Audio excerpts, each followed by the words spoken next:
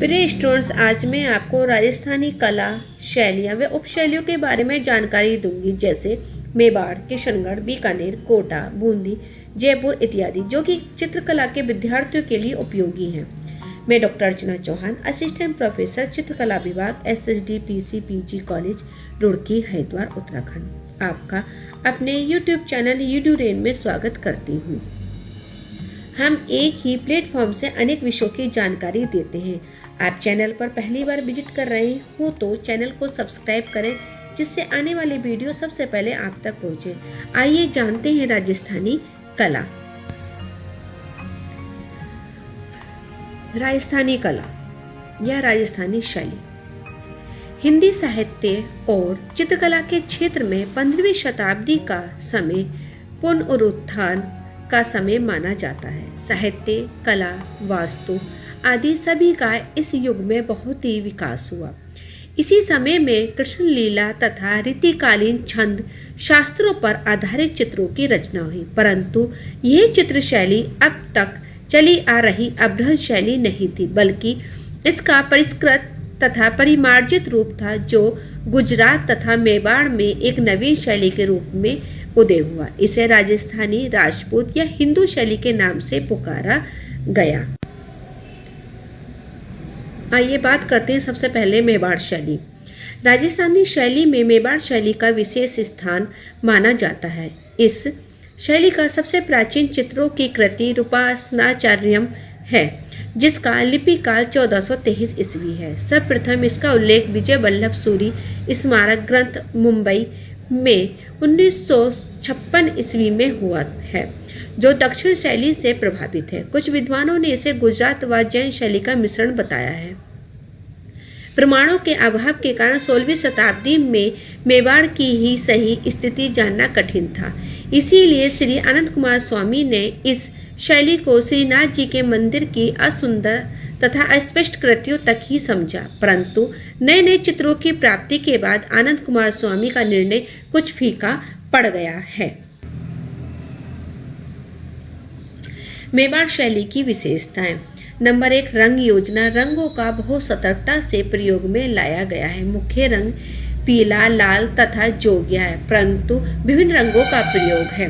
Number 2, प्रकृति चित्रण। मेवाड़ शैली में प्रकृति चित्रण का बड़ा सुंदर हुआ है। विभिन्न प्रकार के पेड़, पुष्पों से लदे हुए पेड़, पर्वतों के चित्र, जलधाराओं के चित्र आदि सभी इस शैली के चित्रों में मिलते हैं। नंबर 3, दृश्य चित्रण। दृश्य चित्रण बहुत सुंदर है, जिसमें विभिन्न ऋतुओं के दृश्यों का चित्रण मिलता है। नंबर 4, संयोजित चित्र। चित्रों का संयोजन इस प्रकार किया गया है कि पहले मुख्य बात उभरकर दृष्टिगोचर होती है। नंबर 5, पशु पक्षी चित्रण। पशु पक्षी चित्रण इस शैली में बहुत भावुक तथा सुंदर है। उसका कारण मुगल शैली का प्रभाव है। प्रारंभ में चित्रों में पशु पक्षी का चित्रण बहुत अच्छा नहीं है। इसका कारण यह है कि प्रारंभ में मुगल प्रभाव इस शैली पर बिल्कुल नहीं था, बाद में धीरे धीरे आया। इसमें हाथी, घोड़ों का विशेष चित्रण है। नंबर 6, मानव आकृतियाँ। मानव आकृतियों में इस शैली में नाक नुकीली व लंबी है, गोल चेहरे है, मछली के समान नेत्र है तथा पुरुष व स्त्रियों को कुछ छोटे कद का बनाया गया है। नंबर 7, रात्रि के दृश्य। रात्रि के दृश्य बहुत ही रोचक हैं, जिसमें आकाश काले तथा गहरे धुएं के रंग का बना है और उसमें चांद तारे सफ़ेद रंग से बड़े भव्य बने हैं। नंबर 8, पोशाकों का चित्रण। पुरुषों की पोशाक में जामा, पटका, कढ़ा हुआ तथा पगड़ियां हैं। स्त्रियों का चित्रण चोली पहने हुए तथा फूल पत्रों से कढ़े हुए वस्त्र पहने हुए हुआ है, जिसमें पारदर्शी ओढ़नी, बाहों तथा हाथों में काले रंग के धागे दिखाई देते हैं। फूल पत्ते बहुत निम्न स्तर के हैं तथा लोक कला से प्रेरित हैं।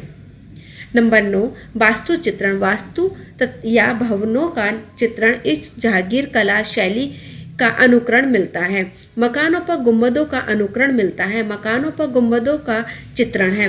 बड़े चबूतरे, मुंडेरे तथा बुर्ज भी चित्रित हैं। नंबर 10, धार्मिक चित्र। रामायण, महाभागवत आदि ग्रंथों का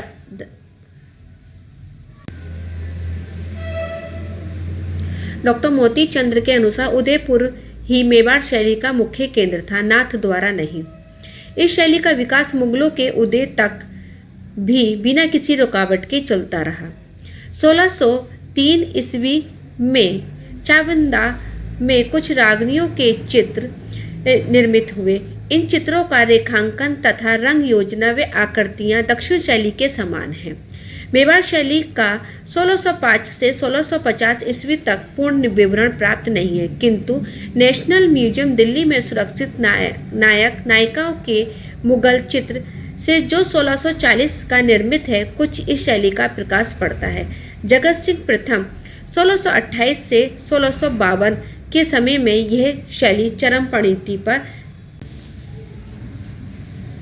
मेवाड़ शैली की विषय वस्तु। नंबर 1, धार्मिक चित्रण। धार्मिक पुस्तकों का चित्रण इसी शैली में हुआ है। भागवत पुराण तथा रामायण चित्र ग्रंथ के रूप में बने हैं। 1648 में उदयपुर के साहबदीन नामक चित्रकार ने भागवत पुराण की सचित्र प्रति का निर्माण किया। नंबर 2, रागमाला के चित्र। मेवाड़ में रागमाला चित्रण 12वीं सदी से होना माना गया है। 1542 ईस्वी के आसपास रागमाला चित्रों में परिपक्वता आ गई। 17वीं सदी में बहुत से राग रागनियों का सुंदर चित्रण हुआ है, जिसमें कल्याण, गोड़, मल्हार, बिलावल, मारू, ललित चित्रण विशेष हुआ है। यही रागमाला चित्रावली दिल्ली के राष्ट्रीय संग्रहालय में है। नंबर 3, रामचंद्रिका तथा रसिक प्रिया का चित्रण। रामचंद्रिका तथा रसिक प्रिया का बहुत सुंदर चित्रण इस शैली में हुआ है। नंबर 4, राधा कृष्ण का चित्र। राधा कृष्ण के चित्र भी बहुत प्रचुरता से इस शैली में बने हैं। गीत गोविंद पर आधारित बहुत से सुंदर चित्र इस शैली में बने हैं। जगत सिंह प्रथम के समय सूर सागर पर भी चित्र बने। नंबर 5, नायक नायिका भेद। नायक नायिका भेद भी यहाँ के चित्रकारों का प्रमुख विषय रहा है। नंबर 6, दरबार के चित्र। दरबारी जीवन को वहाँ के चित्रों ने बहुत सुंदरता से चित्रित किया है। नंबर 7, लोक जीवन का चित्रण। लोक जीवन का चित्रण भी बहुत सुंदर हुआ है, जिसमें विवाह आदि को चित्रित किया गया है। नंबर 8, युद्ध चित्र। युद्ध भी बड़ी सुचारुता से वहाँ के चित्रकारों ने बनाए हैं। नंबर 9, महलों का चित्रण। अधिकतर चित्रों में महलों का चित्रण है। पृष्ठभूमि में गुंबददार महल आदि बहुत सुंदर बने हैं। नंबर 10, पशु पक्षियों का चित्रण। बाद के चित्रों में हाथी, घोड़े, कुत्ते आदि चित्र यूरोपियन प्रभाव में बने हैं। नंबर 11, 12 मासा के चित्र। 12 मासा का चित्रण यानी 12 महीनों का चित्रण भी इस शैली में हुआ है। नंबर 12, पंचतंत्र। पंचतंत्र भी यहाँ के चित्रकारों का विषय रहा है। इसी संदर्भ में बहुत से चित्र मिले हैं। नंबर 13, अन्य ग्रंथों पर चित्र। पृथ्वीराज रासो, दुर्गा महामात्य आदि पर भी यहाँ के चित्रकारों ने चित्रों की रचना की है। 18वीं तथा 19वीं शताब्दी में भी चित्र बहुत निम्न कोटि के बने हैं। नंबर 11, श्रृंगारिक चित्र। नायक नायिका भेद व रागमाला चित्रों में कृष्ण तथा गोपियों की लीलाओं में श्रृंगार रस का चित्रण इस शैली में उल्लेखनीय है। नंबर 12, लोक कला का प्रभाव। मेवाड़ शैली में लोक कला प्रमुख रूप से उभर कर आई है, जिसमें बाहर का प्रभाव बिल्कुल नहीं दिखाई देता। मुगल शैली का प्रभाव बहुत बाद के चित्रों में कहीं कहीं दिखाई देता है। नंबर 13, जन सामान्य का चित्रण। इन विशेषताओं के अलावा मेवाड़ के चित्रकारों ने जन सामान्य का चित्रण, जिसमें विवाह, जल्लोष, नृत्य, संगीत तथा ग्राम्य जीवन आदि का चित्रण विशेष रूप से किया है। नंबर 14, रागमाला। राग रागनियों का बहुत ही सुंदर चित्रण इस शैली में हुआ है। विभिन्न राग रागनियों का व्यक्तिकरण करके बड़ी चारुता से चित्रित करने का प्रयास मेवाड़ के चित्रकारों ने किया है। ये कला शास्त्रीय दृष्टि से चरमोन्नति को तो न पहुंच सकी, परंतु फिर भी इस शैली में अलंकारिकता तथा संयोजन उल्लेखनीय है। चित्रकला से संबंधित अन्य वीडियो देखने के लिए डिस्क्रिप्शन बॉक्स में दिए गए लिंक पर क्लिक करें। साथ ही डिस्क्रिप्शन बॉक्स में दिए गए टेलीग्राम चैनल EduRain को भी ज्वाइन करें। कमेंट बॉक्स में सकारात्मक कमेंट्स की उम्मीद के साथ धन्यवाद।